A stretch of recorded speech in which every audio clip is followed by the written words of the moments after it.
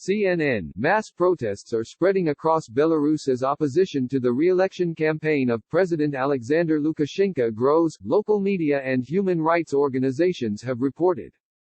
Lukashenko has ruled the former Soviet Republic of more than 9 million people since 1994 and is running for the sixth time in an election scheduled for August 9.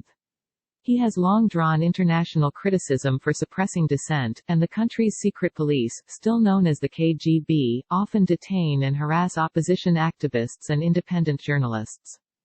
Demonstrations on Friday, in which thousands marched on the streets of 10 cities, were prompted by a series of arrests, in what the opposition activists called an attempt to take popular candidates out of the presidential race. Two of Lukashenko's main opponents are currently in KGB and police detention, popular YouTube blogger Sergei Tikhanovsky, who was detained in late May, and former Belgazprombank chairman Viktor Babariko, who was arrested on June 18 along with his son and campaign manager, Eduard Babariko, according to their campaigns. Belarus presidential candidate Viktor Babariko holds a press conference in Minsk on June 11. Following the news of the latest arrest, activists started forming human chains of solidarity, some of which stretched from to several kilometers, according to the organizers and local media reports. The independent non-governmental organization Vyasna, which monitors protest activity in Belarus, reported Saturday that at least 120 people were detained overnight, including many journalists.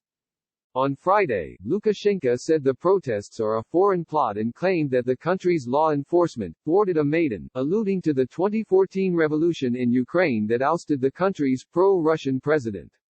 Minsk, Belarus map data copyright 2020 Google, Orion Me terms of use. We managed to take some steps ahead of schedule and quash the large-scale plan to destabilize Belarus, Lukashenko said according to state-run news agency Belta. We showed the true faces of the puppets we had here and puppeteers who sit outside Belarus. Don't make me choose. If I behave myself in a democratic way, if I show them that I'm so warm and fuzzy, I have a chance to lose the country altogether, Lukashenko added. Babariko is considered to be Lukashenko's main opponent in this presidential election. His campaign says they have collected 425,000 signatures in support of his candidacy, passing the bar of 100,000 signatures. The country does not have reliable independent political polling, but in early June, a meme, Sasha 3%, was trending on Belarusian social media, referring to low numbers for Lukashenko in unofficial polls from independent online outlets. Sasha is a nickname for Alexander. Eduard Babariko's girlfriend said in a Facebook post Thursday he is being questioned in the KGB detention center on tax evasion charges. Lawyers for Viktor Babariko said they have not been able to visit their client. As of Saturday, the Babarikos have not been released. The arrest was preceded by a series of police raids in Babariko's offices and apartments of his family members. Head of the Belarusian Committee of State Control Ivan Turtle said that 20 current and former bank executives linked to Babariko have been arrested on various charges, including tax evasion and embezzlement, and confessed that Babariko is the organizer of a criminal scheme. Babariko denies any wrongdoing and says the charges were politically motivated. Protesters hold their hands in the air during a rally in Minsk on June 19. Lukashenko has claimed that several candidates running against him in this election have ties to Russia.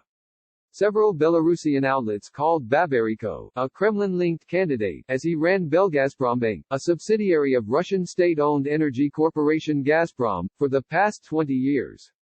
Babariko himself denied the allegation and asked the media not to call him a pro-Russian candidate. Lukashenko has long cultivated close relations with Russia, which has close economic ties and a customs union with Belarus. Lukashenko is doing it because of the roadmap on deep integration with Russia, in which Belarus loses its sovereignty, and it prompted a wave of public outrage, Babariko said in an interview with Russia's independent news outlet RBC. So now any hint that something is done to benefit Russia or any other state causes negative reaction within Belarusian society. The Kremlin has also denied it supports Babariko and dismissed accusations against Gazprom. President Alexander Lukashenko speaks during a summit on December 20, 2019 in St. Petersburg, Russia. The Kremlin does not have candidates in Belarusian elections, Dmitry Peskov, spokesperson for Russian President Vladimir Putin, said earlier this week. Putin and Lukashenko exchanged a phone call this week but did not discuss the situation around the Belgazprom bank, according to Peskov. Lukashenko is expected to visit Moscow next week to attend a rescheduled Victory Day parade on Red Square. UK and US governments condemned the arrests and urged the Belarusian authorities to respect the right of its citizens for peaceful protest.